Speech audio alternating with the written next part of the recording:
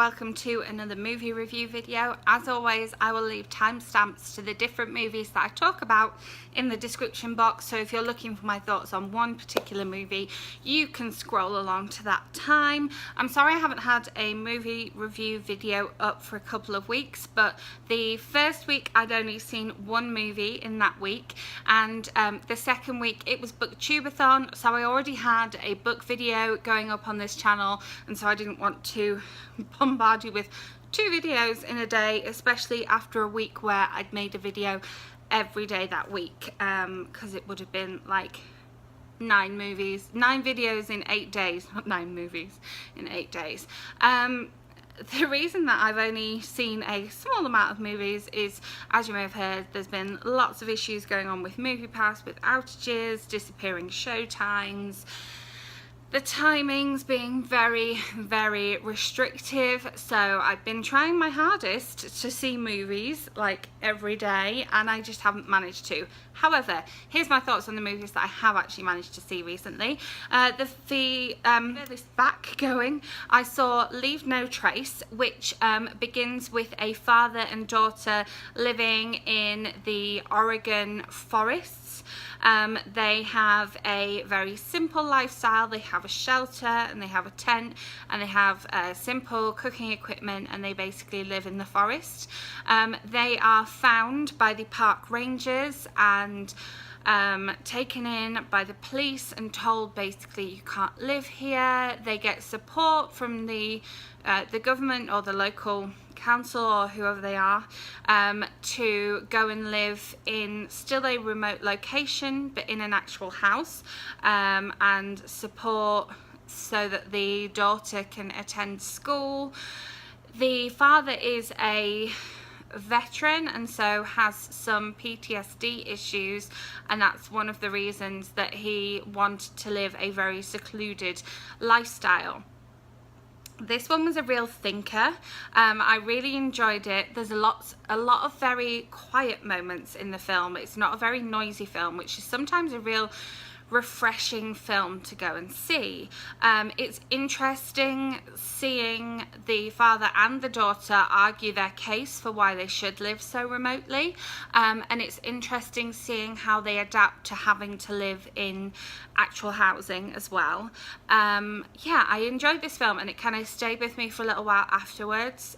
There was some really poignant moments between the two of them as well, so it's nice to see that relationship between father and daughter portrayed so positively on the screen. I would definitely recommend this one if you're looking for something that's like out of the ordinary and not one of the big box office things that are out right now.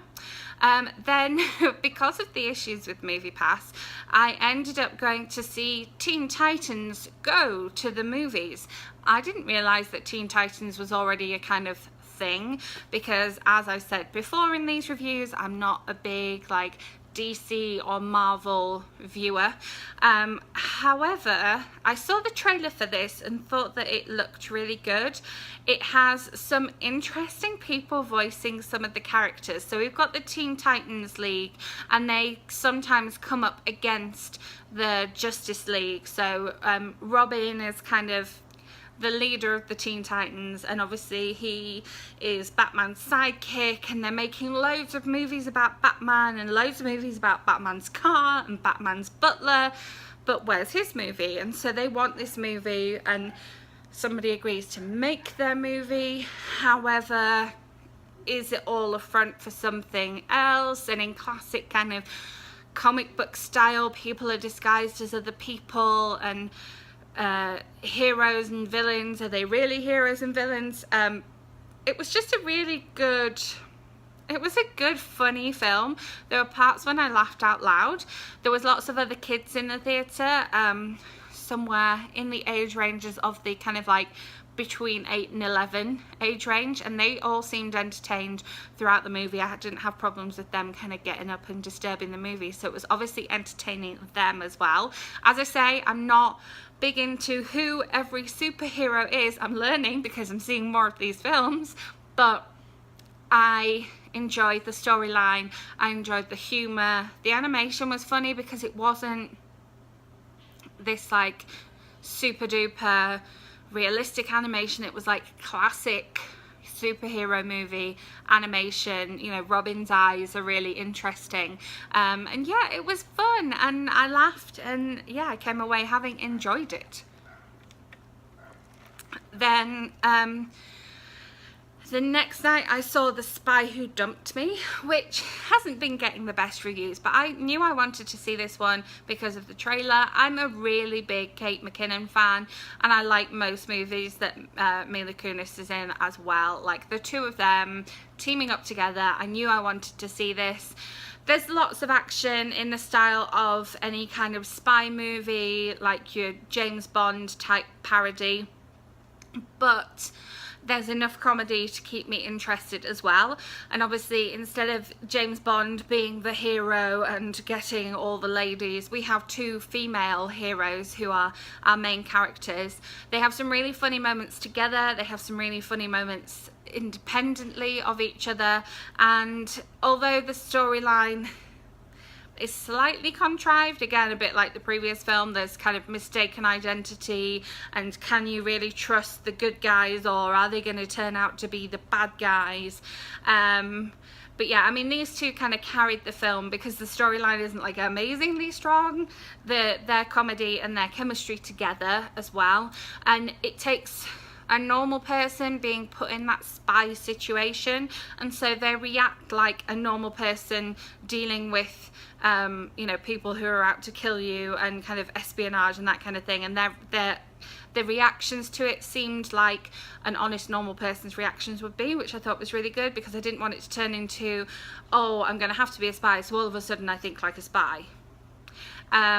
Also, it was interesting that they went to different locations. It was nice seeing some of the different locations. So they start off in Austria, for example, and go to lots of different places in Europe, which was, yeah, nice to see on screen. Then I went to see 8th Grade, which was another one I was really looking forward to seeing. I kind of had the option to see it at a cinema that was a bit further away, but I wanted to wait and just, you know, go and see it and take it easy in the day, so I wasn't kind of rushed on the journey there and rushed on the journey back. And this one is just follows this girl who's sort of finishing up 8th grade and going to high school and just trying to fit in. Again, it has a really positive portrayal of a father-daughter relationship.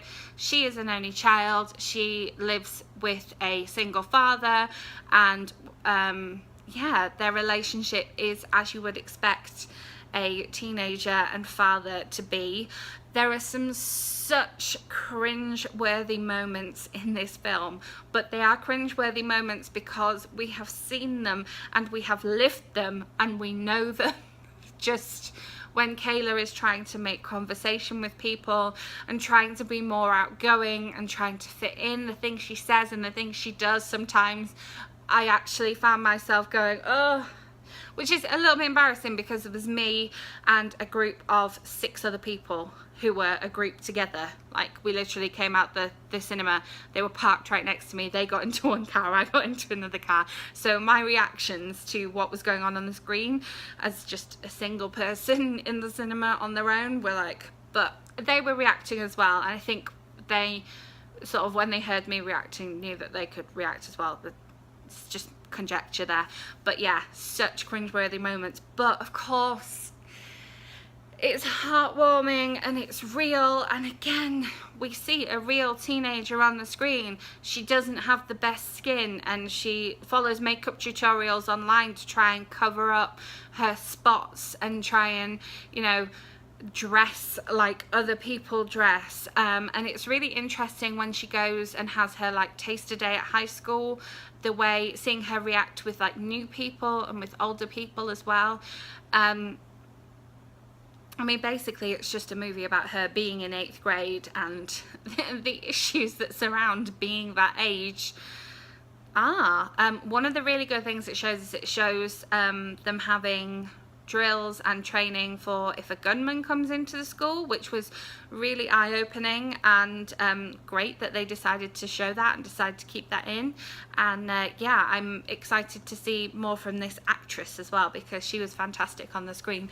And given the fact that there's kind of one person starring in this film with some very minor supporting characters, she really carried the film well. Then I paid to go and see a special screening of The Big Lebowski, which I did not go to alone, but I haven't actually seen before. We have the DVD, but I've never actually watched it before.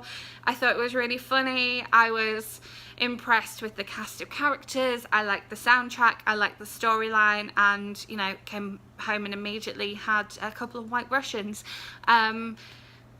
Yeah, it's hard to describe what The Big Lebowski is about, so I'll leave the trailer link down below and you can watch that. And I just really enjoyed it. It's one of these classic kind of cult movies. When I go to these special events, they have like an intro beforehand and a little outro at the end, so they give you some background information, and that was also really interesting. Ollie did say that he gave away some of the plot of the movie, which might have been seen as spoilers, but I said that I hadn't seen the movie before, so I didn't see it as spoilers. But yeah, yeah, it was a really good film. If you're a bit like me, and it came out in 1998, so 20 years ago, yes, 20, and you haven't seen it, then yeah, it's worth a watch. I thought it was really good and really funny. And then I went to see Dog Days, which again, I like the look of the trailers of. I might not have paid full price to see this one if I didn't have my movie pass, but I was actually able to see this on movie pass. A movie I was able to see. It's amazing. It's got that makeup of Love Actually, Valentine's Day, New Year's Eve, where we've got lots of different storylines happening at once, and the storylines all kind of like crossover or mingle or come together at some point.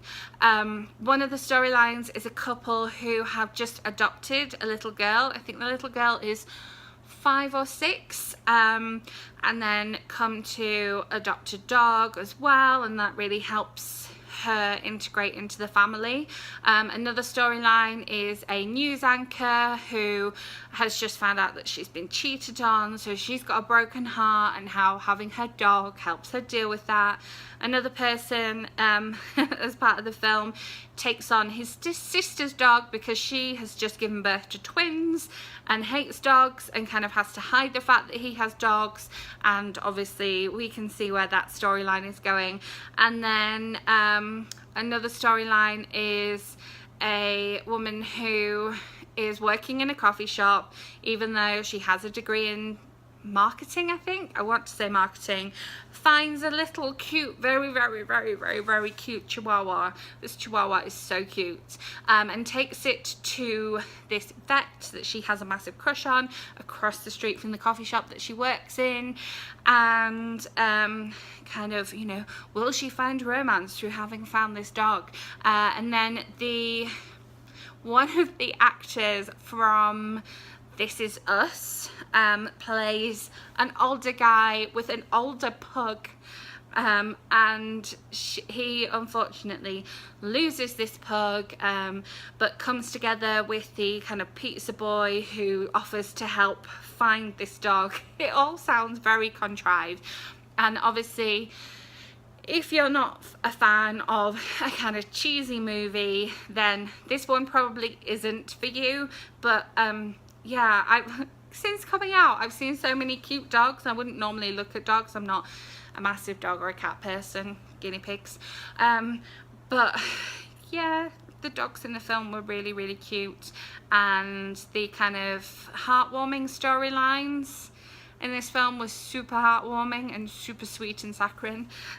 So if you're looking for something just like really sweet and cheesy and corny to like give you a bit of a boost, then yeah, go and see this one. Go and see 8th grade first, because that will definitely give you a bit of a boost, and then maybe go and see this one, and to counterbalance, then go and see Big Lebowski.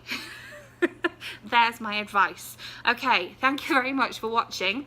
Let me know in the comments if you have any differing opinions on these films, or any recent releases that you would like to hear my thoughts on, because generally I have a choice when I go to the movies. So if you have films that you would specifically like to hear my thoughts on, I'm happy to go and see them and share my thoughts with you on here.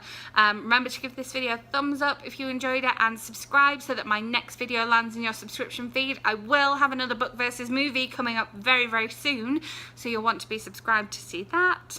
And I will be back next week with another movie review, and during the week with some book talks as well. So I will see you then. Bye.